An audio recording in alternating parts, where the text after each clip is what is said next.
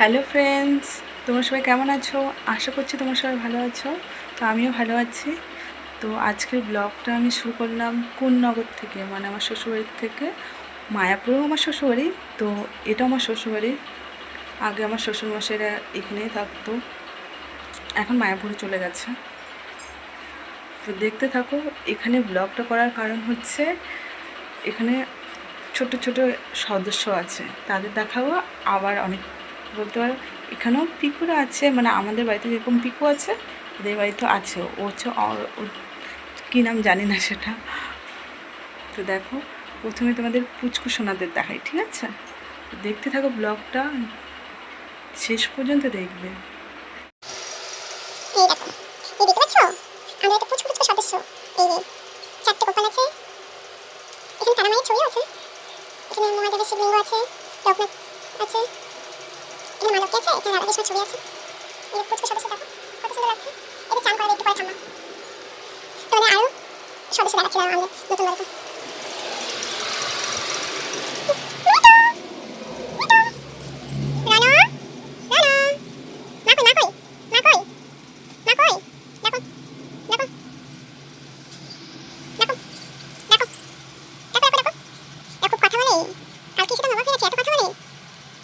আমার জেঠু শ্বশুর ডাকছে, কিন্তু হসপিটালে।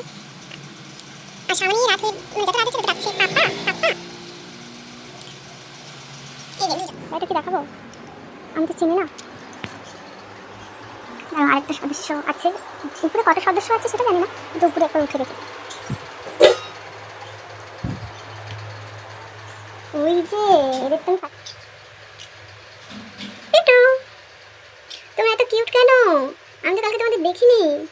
তোমাদের কিন্তু খুব সুন্দর দেখতে,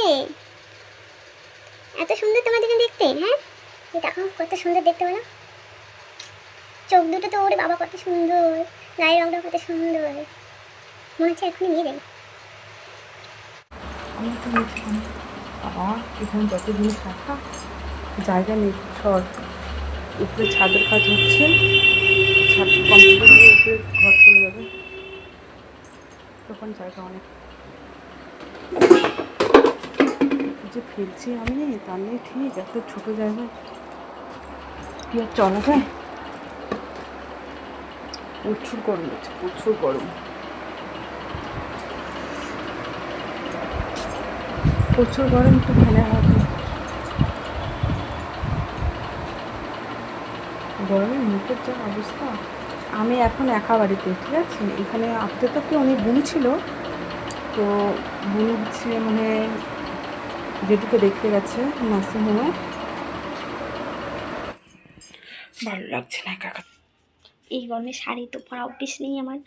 নতুন নতুন 1 মাস হয়েছে বিয়ের, আবার এখানে প্রথমবার আসছি, তার জন্য শাড়ি পরেছি। আর ওখানে থাকলে তাহলে নাইটি পরতাম। এখানে আমার শ্বশুরমশাই বলে দিয়েছে নাইটি পরা যাবে না, তুমি শাড়ি পরেছি। নাইটি নিয়ে আসছি কিন্তু পরতে পারছি না, কিছু করার নেই, নতুন বিয়ে হয়েছে। বলে শাড়ি পরে আমাকে কেমন লাগছে?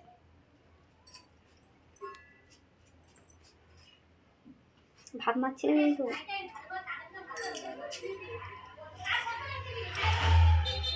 গরমে যা অবস্থা,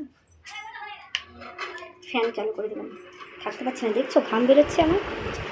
আর তোমার হচ্ছে আমার স্কিনে কি অ্যালার্জির জন্য, মানে আমার স্কিনটা 12 বেজে গেছে। এখন ওষুধ খাচ্ছি, মলম লাগাচ্ছি।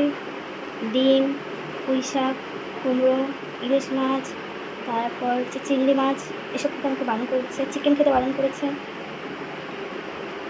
এসব খেতে বারণ করেছে। তারপর ঢ্যাঁড়স খেতে বারণ করেছে। তাও কালকে আমি কুমড়ো আর পুঁই শাক খেয়ে ফেলেছি না, ওর জন্য আজকে স্কিনটার অবস্থা এরকম। দেখো এরকম ঘুরে ঘুরে হয়ে গেছে, লাল লাল হয়ে গেছে। দেখেছো, দেখতেই পাচ্ছ কীরকম হয়ে গেছে স্কিনটা। খাওয়াটা আমার উচিত হয়নি, কী করবো। আর কালকে ওষুধ খাওয়া হয়নি, মলমও লাগানো হয়নি, ওর জন্য বেশি হয়ে গেছে।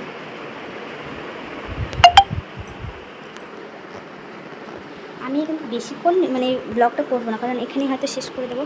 কারণ আমি তো ব্লগ করি, সেটা হচ্ছে তোমার দাদাভাই জানে।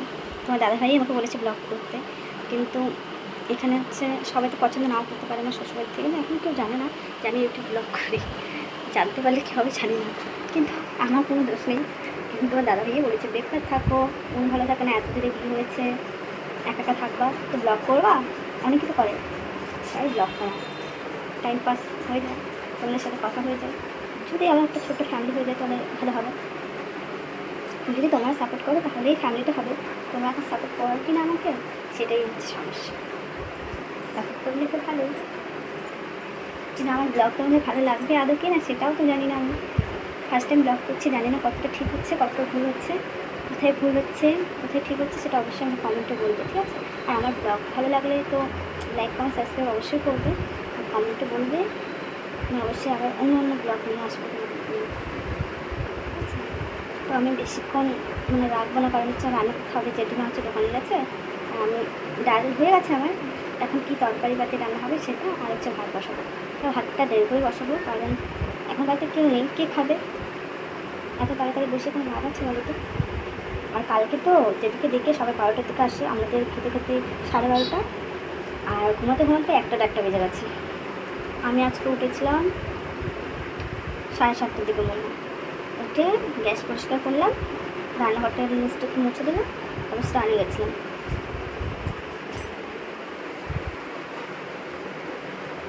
গরমে থাকতে পারছি না গাইস, কী করবো, ভালো লাগছে না, ঘেমে যাচ্ছি, বারবার ঘেমে যাচ্ছি। নাইটিও করতে পারছি না, যদি কেউ একবার বলে যে নাইটি পর, আমি তো পরেই ফেলবো, কারণ এই গরমে আমি শাড়ি পরে খুব খুব ক্লান্ত লাগছে। শুধু তোমাদের সাথে শেয়ার করতে পারছি, আদার্স তো কারোর সাথে শেয়ার করতে পারছি না। আরেকজনের সাথে শেয়ার করি, সেটা হচ্ছে তোমার দাদা হয়, যে আমার এটাই অসুবিধা হচ্ছে, এটাই অসুবিধা হচ্ছে। মাথাটা কিন্তু আমার খুব যন্ত্রণা করছে, ঠিক আছে? গরমে হচ্ছে আমার হচ্ছে না। এই তো তোমার দাদাভাই কল করেছে, কলটা রিসিভ করে, ঠিক আছে? আমি পরে কথা বলছি তোমাদের সাথে। এই যে তোমার দাদাভাইয়ের সাথে কথা বলে এখন তোমাদের সাথে কথা বলার জন্য চলে এসেছি। সত্যি কথা বলতে আমার এখানে ভালো লাগছে না, কেউ কথা বলার মতো নেই। আমার বাড়িতে আমার এতদিন শ্বশুর শাশুড়ি এখানেই ছিল, ভাইও এখানে আসছে, কিন্তু আমার যা ছিল, যার সাথে একটু আমি কথা বলতাম, ও থাকার তারপর শোনাতে পারতে ফোন করে তোমার দাদাভাইকে ঠিক করে কথা বলতো না এখানে, তখন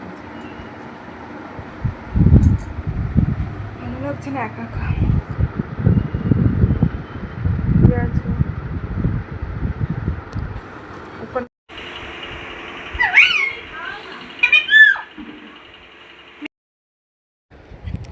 গাইস, আমি ব্লগটা এখানেই শেষ করলাম। যদি তোমাদের ভালো লাগে তো লাইক কমেন্ট সাবস্ক্রাইব অবশ্যই করবে, আর নতুন নতুন ভিডিওর জন্য সাবস্ক্রাইবটা অবশ্যই করবে, লাইকটা দেবে, কমেন্টও করতে হবে। টাটা।